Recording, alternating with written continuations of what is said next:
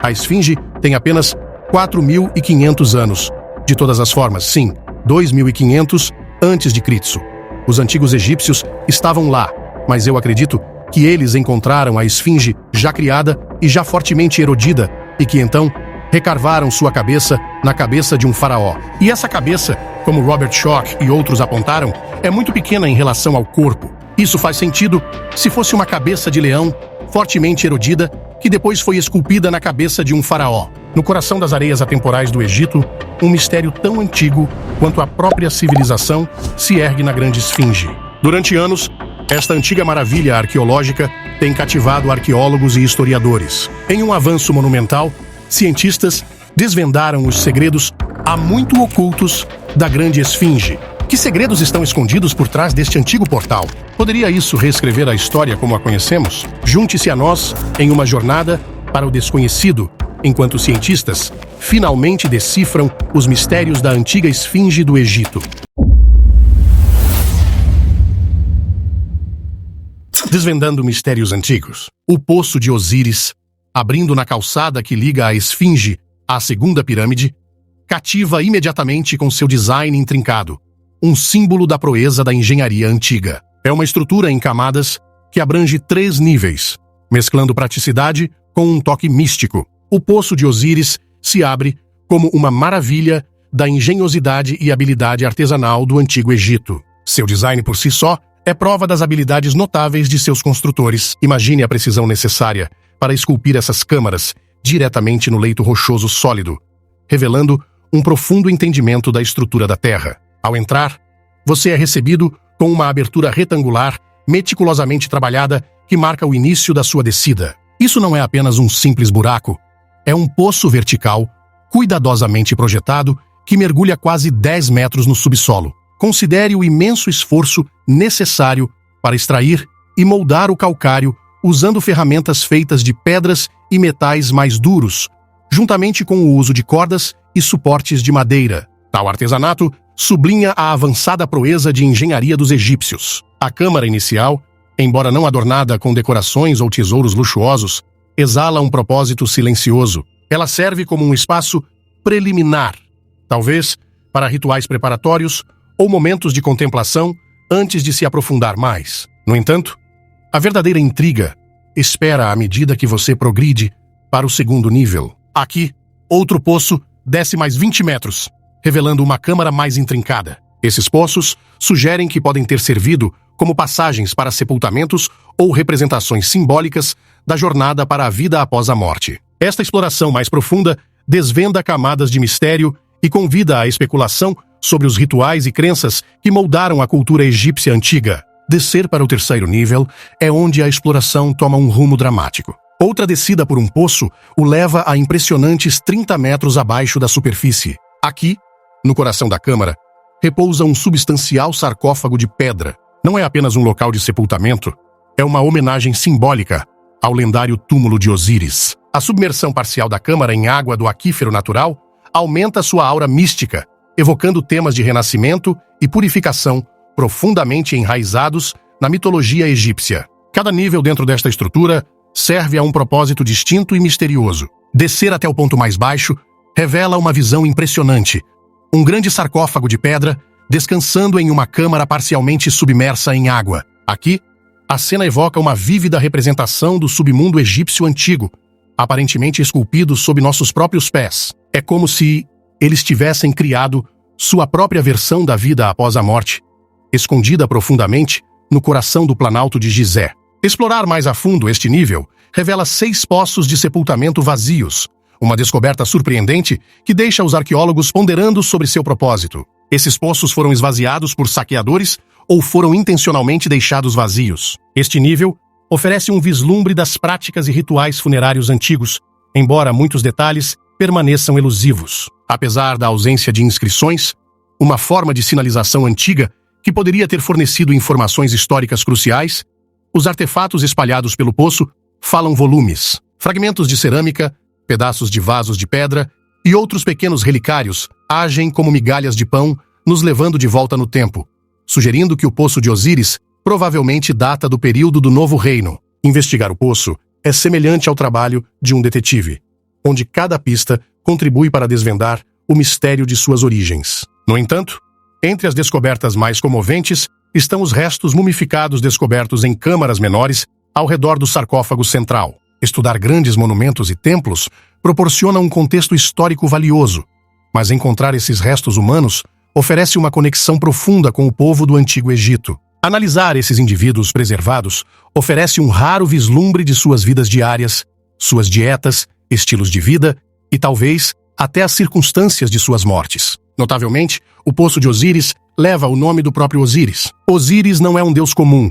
Ele é o antigo deus egípcio que reina sobre a vida após a morte e o renascimento. Segundo a lenda, Osíris enfrentou a traição de seu irmão Sete, levando a um conto emocionante de morte, desmembramento e eventual ressurreição que poderia rivalizar com qualquer enredo épico de filme. Sua devotada esposa Ísis reuniu cuidadosamente seus restos espalhados e realizou rituais para revivê-lo. A saga de Osíris é central na mitologia egípcia, simbolizando o ciclo duradouro da vida, morte e renascimento. O Poço de Osíris permanece como um testemunho tridimensional deste épico egípcio antigo. Nas profundezas de seu interior, jaz uma câmara submersa em água, simbolizando o submundo. Imagine-se diante de um monumental sarcófago de pedra representando o túmulo de Osíris, um símbolo profundo de sua jornada pela morte e seu papel crucial como governante da vida após a morte. Mas por que construir tal lugar? Uma teoria intrigante sugere que o Poço de Osíris serviu como um local para rituais de iniciação. Imagine-o como um campo de treinamento espiritual onde os participantes passavam por provações simbólicas, espelhando o próprio sofrimento de Osíris de morte e ressurreição. Esses ritos não eram meras cerimônias.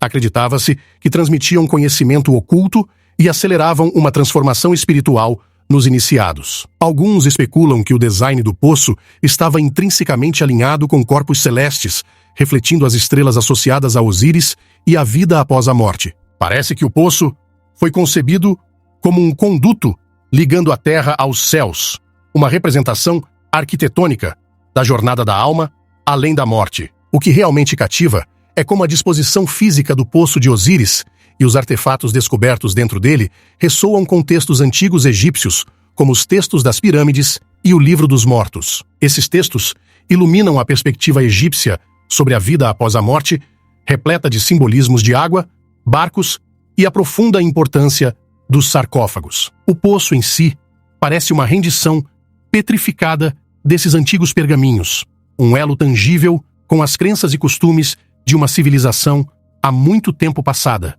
entalhado dentro do calcário do Poço de Osíris. Passagens ocultas e túneis proibidos. A Esfinge, um antigo monumento, tem gerado debates e especulações intermináveis ao longo dos anos. Lendas falam de túneis e câmaras ocultas, enquanto estudos científicos modernos sugerem possíveis espaços não descobertos sob e dentro da Esfinge. Uma característica particularmente intrigante é uma passagem proibida na parte de trás do monumento que foi objeto de intensa curiosidade. Esta passagem foi descoberta pela primeira vez pelos renomados egiptólogos Zahi Hawass e Mark Lehner. A escavação começou quando um antigo trabalhador recordou um túnel secreto próximo à cauda da Esfinge. Eles removeram uma única pedra, revelando uma passagem descendente que levava para debaixo da Esfinge. Durante 3 semanas, exploraram as profundezas deste misterioso poço envolto em escuridão. Apesar da busca minuciosa, nada encontraram escondido sob a grande Esfinge. A escavação resultou apenas em decepção.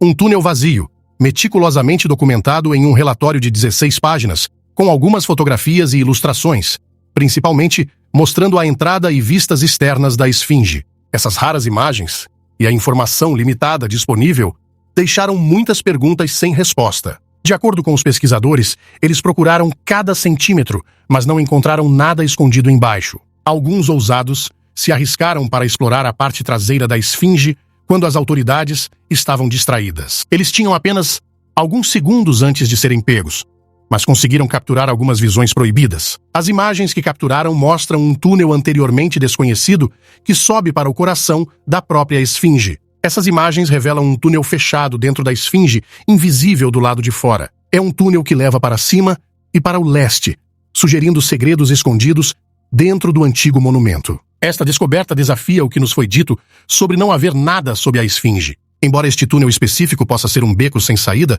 o que está dentro é o que conta. Essas fotos sugerem mais segredos esperando para serem descobertos. Elas se alinham com imagens de radar, de solo, mostrando possíveis cavidades dentro da esfinge, na mesma direção deste misterioso túnel fechado. A jornada para desvendar os segredos da esfinge está apenas começando. Essas revelações abrem um novo capítulo em nossa compreensão desta antiga maravilha, prometendo mais mistérios a serem desvendados sob seu olhar de pedra.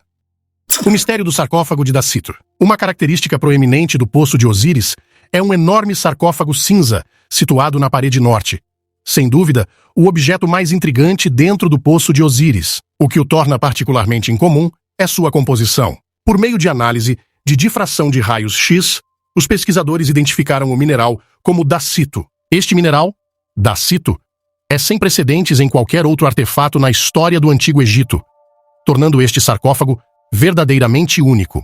Geólogos que estudaram extensivamente a África e passaram anos no Egito apontaram que não existem depósitos conhecidos de dacito em todo o continente capazes de produzir um sarcófago desse tamanho. Esta revelação sugere que o sarcófago não é originalmente do Egito, mas provavelmente foi importado de fora da África, possivelmente transportado por mar de regiões como a Europa ou o Mar Negro. Para identificar sua origem exata, são necessárias investigações adicionais sobre depósitos de dacito. O dacito é uma rocha vulcânica composta principalmente de feldspato e quartzo, com minúsculos cristais que exigem um microscópio para identificação, conferindo-lhe uma aparência opaca. As localidades onde existem veios de dacito estão a centenas de quilômetros de distância do Poço de Osíris. Essa distância ressalta os desafios logísticos e os imensos custos envolvidos no transporte de um bloco de pedra tão grande, pesando mais de 40 toneladas, através de terrenos desérticos, sem uma rota direta de água para Gizé. Assim, surgem as perguntas naturais. Como conseguiram isso? E por que escolheram essa opção extremamente difícil, em vez de obter granito de Assuan ou basalto de Fayum? Além disso, se encontraram uma maneira de realizar essa tarefa uma vez, por que não foi repetida ao longo da história egípcia? A descoberta do dacito, neste sarcófago, foi apenas o começo das surpresas. Pesquisas subsequentes forneceram resultados de datação que situam o sarcófago no período pré-dinástico, por volta de 3.350 a.C. Esta data é aproximadamente 850 anos anterior ao período geralmente aceito de construção das pirâmides de Gizé, que é situado no Reino Antigo, e possivelmente quase um milênio mais antigo que o tempo de Quéops e a Quarta Dinastia. O avanço na datação veio por meio de uma nova técnica que calcula a última exposição à luz de duas peças de pedra pressionadas juntas. Este método, desenvolvido pelo professor Janus Liritis, permite a datação direta de monumentos antigos e artefatos feitos de granito, basalto e arenito usando termoluminescência óptica. Imagine um bloco de granito antes de ser cortado e moldado para se encaixar em uma parede. Dentro desse bloco, imagine um minúsculo cristal de granito. Este cristal absorve elétrons da radiação circundante em seu ambiente. Esses elétrons preenchem buracos microscópicos no cristal, chamados armadilhas de elétrons. Quando o cristal é abruptamente exposto à luz solar, após ser extraído do granito, a energia da luz solar faz com que todos os elétrons presos saiam de suas armadilhas em poucas horas. O cristal fica completamente desprovido de elétrons e todas as suas armadilhas estão vazias. Então, quando a escuridão cai e o cristal é pressionado contra outro bloco de granito, ele permanece protegido da luz solar indefinidamente. Com o tempo, os elétrons começam a preencher as armadilhas novamente, a partir da radiação ambiente, um processo que leva muito tempo. O professor Liritis se referiu a este processo como o branqueamento do cristal de granito pela luz solar. O esvaziamento de suas armadilhas de elétrons pode ser comparado a zerar um relógio de pedra. Quando o cristal é novamente protegido da luz solar, os elétrons começam a preencher as armadilhas novamente naturalmente, reiniciando o relógio do cristal. Ao medir o número de elétrons no cristal em qualquer momento após a última exposição à luz solar, os cientistas podem determinar quantos anos se passaram desde que ele foi BR. A evolução do Poço de Osíris. Uma entrada para o Poço de Osíris está localizada ao sul, enquanto outra está ao norte. Observando fotos de uma expedição de 2011 ao sistema do Poço de Osíris, podemos observar como a entrada norte do sistema de túneis se transformou ao longo do tempo. Nessas imagens mais antigas, a abertura principal aparece como um buraco desgastado que desce no leito rochoso, sem sinais de marcas de cinzel. Ao lado dela, à esquerda, há um túnel erodido secundário. Naquela época, a abertura principal tinha cerca de 1,8 metros de altura e proporcionava uma entrada desobstruída para o túnel subterrâneo. No entanto, hoje em dia, grande parte dessa abertura foi selada com uma parede de concreto. A depressão abaixo dela, vista nas imagens mais antigas, foi preenchida com areia, presumivelmente para obscurecer essa entrada norte da vista do público. Além disso, o túnel secundário à esquerda também foi preenchido e coberto com areia. Visitantes recentes ao Planalto de Gizé, que lembram do local em tempos anteriores, notam essas mudanças significativas. O que antes era um buraco conspícuo na calçada, agora está amplamente oculto por areia e construções modernas. O contraste marcante entre o passado e o presente é impressionante, deixando muitos surpresos com as alterações neste local historicamente significativo. Esse esforço intencional para obstruir o acesso ao local apoia a ideia de que o Poço de Osíris não foi originalmente destinado à entrada regular. Não havia escadas ou outras formas fáceis de descer. As escadas que vemos hoje foram instaladas posteriormente por arqueólogos. Outro detalhe curioso é porque os construtores escolheram levar caixas maciças de granito para o subsolo, em vez de simplesmente esculpir câmaras funerárias no leito rochoso. Usar apenas tampas teria sido uma abordagem mais simples. Além disso, os sarcófagos são feitos de um tipo de pedra diferente do próprio poço e não possuem inscrições, o que nos deixa ponderando sobre seu verdadeiro propósito. O poço em si foi esculpido diretamente no leito rochoso sólido, sem qualquer alvenaria que pudesse ajudar a datar sua construção. Essa ausência torna desafiador determinar sua idade através de métodos convencionais. Técnicas de datação de pedra aplicadas a esses misteriosos sarcófagos indicam sua extrema antiguidade, com um deles feito de um tipo particularmente estranho de pedra. Uma estimativa aproximada sugere que cada sarcófago pesava cerca de 40 toneladas, um peso significativo para manusear. Imaginar como esses objetos maciços foram baixados com cordas e mantidos estáveis desafia a imaginação. Talvez a água no poço tenha desempenhado um papel nesse processo. Qualquer erro durante a descida poderia potencialmente bloquear a entrada do poço permanentemente devido ao imenso peso do sarcófago. Apesar do risco, os construtores pareciam confiantes em sua capacidade de gerenciar essa operação delicada dentro dos limites do poço. Na parede sul do nível 2, há um grande sarcófago de pedra preta. Sua superfície está revestida com uma fina camada de betume, revelando algo intrigante por baixo. Após um exame mais detalhado, uma ampla área sob o betume aparece iluminada em uma cor branca, tipicamente associada a metais. Este revestimento metálico sob o betume é predominantemente composto de chumbo, com traços de zinco, ferro, titânio e arsênico. A presença desses elementos sugere que a superfície de pedra pode ter sido tratada ou pintada, mas o propósito dessa camada metálica permanece desconhecido. Agora é hora do bônus da capa. Se você chegou até aqui e está gostando, deixe seu like. No coração do Cairo, em meio às ruas movimentadas e mistérios antigos, erguia-se a grande esfinge de Gizé, seu olhar de calcário desgastado, fixo no horizonte. Por séculos, sua presença enigmática despertou a imaginação de historiadores e aventureiros. No entanto, foi apenas recentemente que uma equipe de cientistas corajosos fez uma descoberta que abalaria o mundo. Uma expedição, liderada por um renomado arqueólogo, finalmente desbloqueou a escotilha há muito escondida no topo da cabeça da esfinge. Uma escotilha cujos segredos haviam cativado estudiosos por gerações. À medida que o sol egípcio subia alto, lançando raios dourados sobre as areias do deserto, a equipe se reuniu em torno da antiga estrutura, a antecipação crepitando no ar. Com uma mistura de medo e excitação, eles cuidadosamente destrancaram a escotilha. Ela se abriu com um rangido, revelando uma estreita escadaria descendo para que escuridão. Corações acelerados enquanto desciam, lanternas perfurando a penumbra. O ar estava carregado com o cheiro da história e o peso de séculos não contados. No fundo, Encontraram uma câmara diferente de qualquer outra que haviam imaginado. Hieróglifos adornavam as paredes, iluminados pela luz trêmula de suas tochas. No centro da câmara, havia um artefato perfeitamente preservado. Um amuleto dourado ornamentado, gravado com símbolos que pareciam pulsar com um poder antigo. Ao examinarem o artefato, souberam que sua descoberta mudaria tudo. As notícias de seu avanço se espalharam rapidamente pelo mundo. Cientistas finalmente abriram a escotilha secreta no topo da antiga esfinge do Egito. Anunciavam manchetes em todo o globo.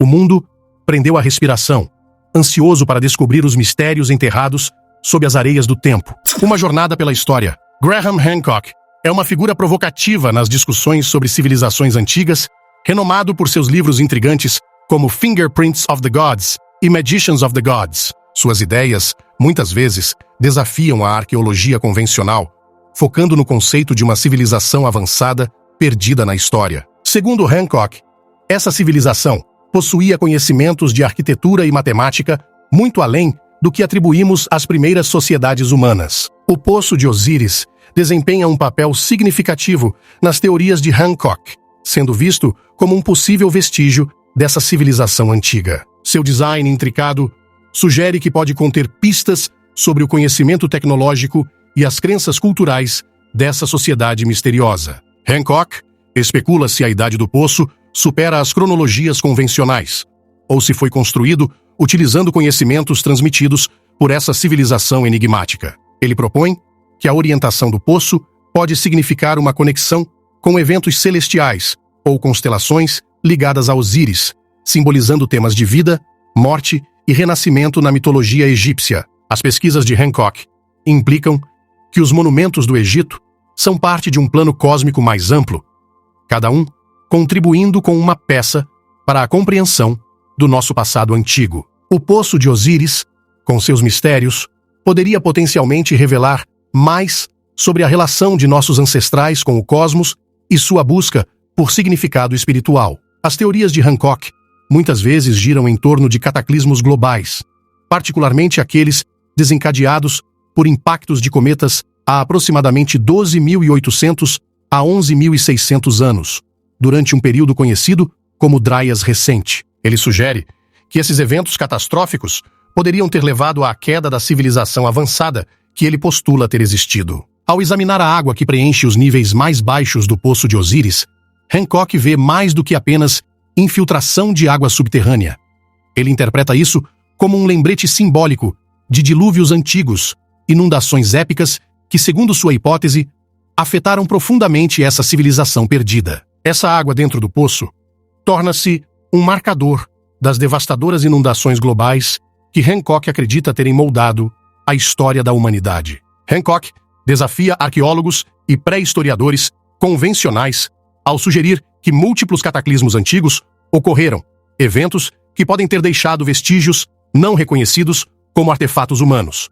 Ele propõe que investigar tais fenômenos poderia revelar novos insights sobre nosso passado antigo que foram negligenciados ou descartados. Robert M. Schoch, um geólogo, introduziu uma teoria convincente na década de 1990 sobre a idade da esfinge. Sua observação focou em padrões peculiares de erosão ao redor da esfinge e suas proximidades. Diferentemente da erosão esperada pelo vento e areia típica do clima desértico do Egito, esses padrões pareciam mais consistentes com a erosão hídrica. Essa descoberta sugeriu que a esfinge poderia ter sido construída muito antes do que se acreditava anteriormente. Hancock se interessou muito pela teoria de Schoch e a apoiou desde o início dos anos 1990. A visão estabelecida entre os egiptólogos é que a Grande Esfinge data de aproximadamente 4.500 anos atrás, embora não haja inscrições que confirmem essa linha do tempo. No entanto, o pesquisador independente John Anthony West, assim como Robert Schoch, argumentam de forma persuasiva que as origens da esfinge são muito mais antigas. Hancock, conhecido por desafiar as narrativas históricas convencionais, achou a teoria de Schoch atraente, porque sugere que a esfinge existiu durante um período em que o Egito experimentou chuvas significativas, estimadas entre 8.000 e 10.000 a.C. A ideia de que chuvas intensas poderiam ter causado a erosão que observamos na esfinge hoje é intrigante e controversa. Arqueólogos tradicionais há muito datam a construção da esfinge ao reinado de Khafre, com base em sua localização dentro do complexo das pirâmides de Gizé e comparações estilísticas com outros artefatos desse período. No entanto, Schoch introduziu uma teoria provocativa que desafia essa cronologia. A hipótese de Schoch sugere que a esfinge poderia ser muito mais antiga do que se acreditava anteriormente,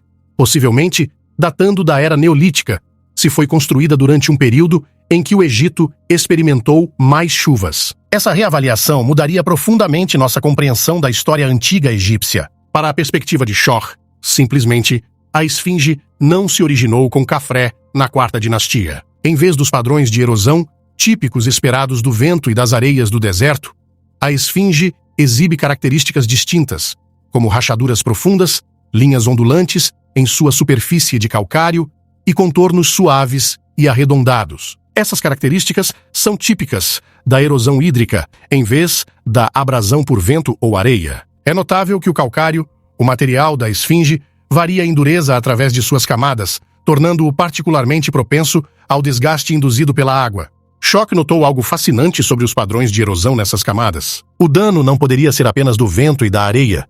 Parecia que a água havia desempenhado um papel importante. Essa descoberta ficou ainda mais emocionante quando Schoch examinou a história climática do deserto do Saara e da área de Gizé. Ele descobriu que entre 10.000 e 5.000 a.C., essa região não era um deserto seco como é agora. Em vez disso, era bastante úmida, devido a um período conhecido como a fase subpluvial neolítica. Este período trouxe muito mais chuvas, transformando a área em uma paisagem rica em água e vegetação.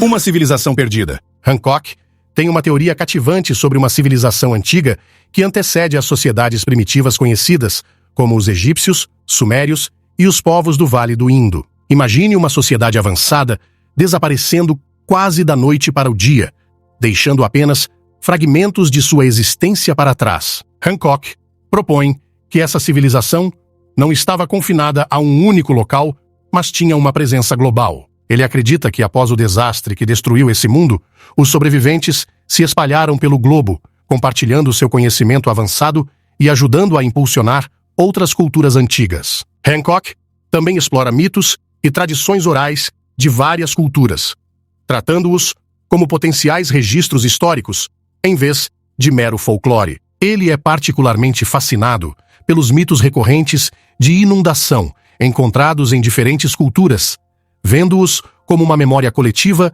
de um evento real, significativo, que impactou essa civilização perdida. Ele explica que as enchentes de água de degelo, liberadas pelo calor e energia cinética dos impactos de cometas, escoaram da calota de gelo da América do Norte para o Oceano Atlântico. Esse influxo perturbou a corrente do Golfo, uma parte crucial do sistema climático da Terra, levando a um resfriamento súbito e dramático. As teorias de Hancock se estendem a maravilhas arquitetônicas ao redor do mundo. Ele é fascinado pela engenharia e pelo talento arquitetônico demonstrados em estruturas como as pirâmides do Egito, Stonehenge e os sítios megalíticos da América do Sul. Segundo Hancock, essas maravilhas mostram as habilidades sofisticadas e o conhecimento avançado dessa civilização antiga perdida, nos convidando a reconsiderar nosso entendimento da história humana.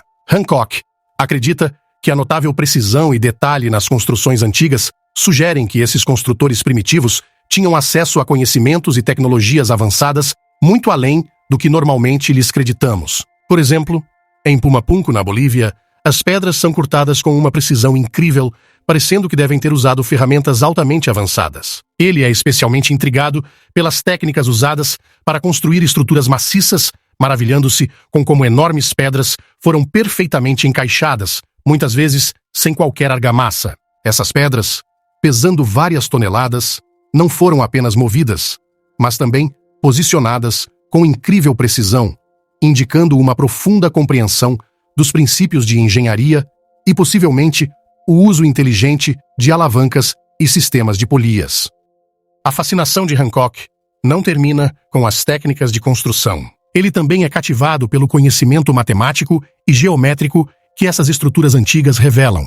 Ele destaca o uso da proporção áurea e medições angulares precisas, que demonstram uma compreensão sofisticada de matemática e geometria. Tome a Grande Pirâmide de Kéops, por exemplo. Seu alinhamento, base perfeitamente nivelada e ângulos precisos são, na visão de Hancock, evidências claras de habilidades geométricas e de engenharia avançadas. Além disso, Hancock destaca os edifícios monumentais na Mesoamérica, como a Pirâmide do Sol em Teotihuacan e as pirâmides maias. Ele enfatiza sua sofisticação arquitetônica, planejamento urbano e o uso de grandes blocos de pedra. Para Hancock, essas conquistas apontam para um nível de proficiência tecnológica e conhecimento que excede em muito o que tradicionalmente acreditamos que essas culturas antigas eram capazes de fazer. Hancock também explora o fascinante conceito de precessão, que se refere ao movimento lento e gradual de oscilação na rotação da Terra, que leva cerca de 26 mil anos para completar um ciclo completo. Ele explora como as pirâmides de Gizé estão alinhadas com as estrelas no cinturão de Órion e como a Grande Esfinge se alinhou com a constelação de Leão durante um período conhecido como a Era de Leão, por volta de 10.000 a.C. Hancock acredita que esses alinhamentos não são coincidências, mas intencionais, sugerindo que os antigos construtores tinham uma compreensão sofisticada desse fenômeno astronômico complexo. Túneis extensivos subterrâneos. Os túneis no fundo do Poço de Osíris podem se conectar a uma extensa rede de passagens subterrâneas sob o Planalto de Gizé. No terceiro nível, há uma seção que se assemelha a um túnel que ainda não foi totalmente escavado. É intrigante porque ele não foi explorado mais a fundo. Estruturas verticais semelhantes e outros locais geralmente levam a complexos subterrâneos, então esses túneis provavelmente são interconectados. Curiosamente, os antigos eram conhecidos por explorar muitos desses túneis. Naquela época, muitos dos túneis e poços não tinham tetos. Há um rumor de que alguém viajou subterraneamente de Saqqara até o Planalto de Gizé. Mas se isso é verdade, permanece incerto. O que é confirmado, no entanto, é a existência de extensos túneis subterrâneos que se estendem por quilômetros. Por exemplo, os túneis em Tuna el-Gebel se estendem por cerca de 3 quilômetros, enquanto aqueles, sob a pirâmide de Djoser, se dispostos em linha reta, cobririam cerca de 56 quilômetros. Além disso, há 5 níveis de túneis sob a pirâmide de Djoser e 3 níveis sob as pirâmides do Planalto de Gizé. A importância dessas descobertas está em como essas estruturas subterrâneas, esculpidas na rocha, estão conectadas às pirâmides, em vez de serem entidades separadas. Ao descer no primeiro túnel, há uma quantidade notável de erosão pelo vento e, no fundo, há água presente, indicando que os túneis estão no mesmo nível que a tabela de água do Nilo. Esforços para bombear essa água estão em andamento desde 2012, mas ela persiste, possivelmente porque a área costumava fazer parte do curso do Nilo, com a rocha calcária armazenando quantidades significativas de água. Então esses túneis foram feitos para viagem ou para o fluxo de água. Dado quão facilmente eles se enchem de água, a ideia de que foram projetados para a gestão da água, em vez de para as pessoas caminharem, parece mais prática. Obrigado pela sua companhia. Aproveite e clique nos cards da tela para assistir a mais um vídeo. Não se esqueça de deixar o like e se inscrever no canal. Até o próximo!